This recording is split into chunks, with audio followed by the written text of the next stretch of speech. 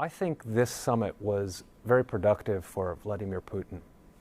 So just a little bit more than a week ago, he was threatened with new U.S. sanctions unless he agreed to a ceasefire. And here we are just a little bit more than a week later, and he's had a full-scale summit at a U.S. Air Force base in Alaska with the U.S. president, probably the longest red carpet I've ever seen. Very good treatment, and very little came out of it. Thank you very much, Vladimir. Next time in Moscow. Oh, that's an interesting one. I think it's important to understand that for Vladimir Putin, this summit was not about making peace in Ukraine. It was about making peace with the United States, or maybe just with Donald Trump.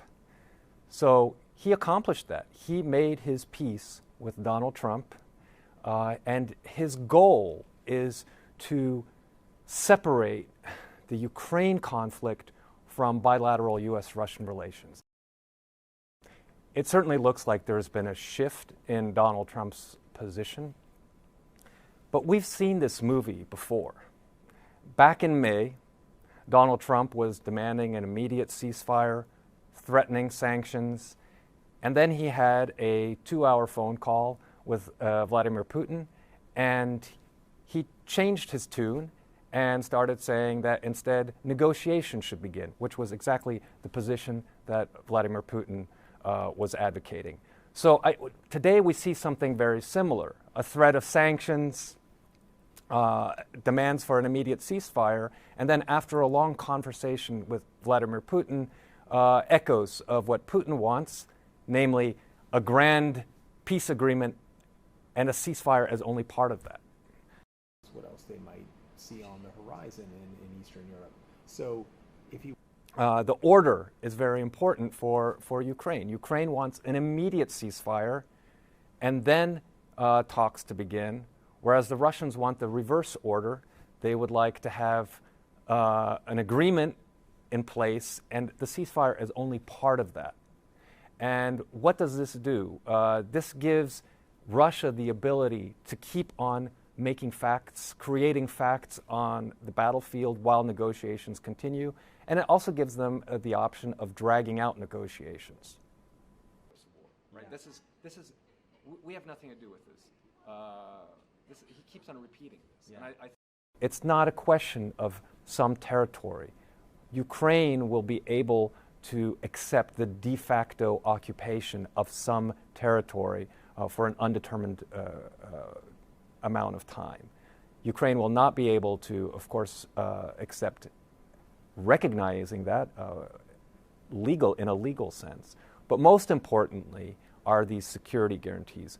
How do they know that Russia will not attack them again? And this is the main sticking point. We're hearing different things about what was talked about, but I am sure that they have not reached an agreement on this point with Vladimir Putin. Actually, you're gambling with World War III. You're gambling with World War III. And what you're doing is very disrespectful to the country, this country.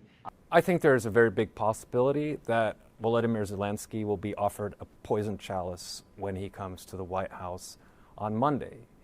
It's possible that Donald Trump will say, this is what I've agreed with Vladimir Putin. This is a reasonable agreement, and we now need your signature on it. And that Volodymyr Zelensky will be put before this dilemma. He can either agree to a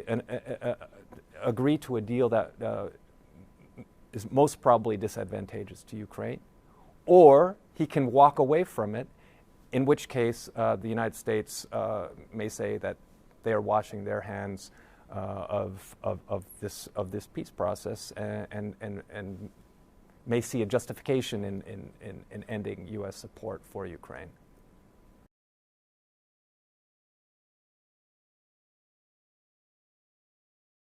Well, the president certainly said that, at least on Truth Social. Whether that's a firm commitment by the government, unclear. It does make the task much more difficult. A ceasefire can be temporary. It doesn't have to solve all of the problems that are outstanding between the two countries, but it would accomplish what Trump keeps coming back to, which is to stop the killing.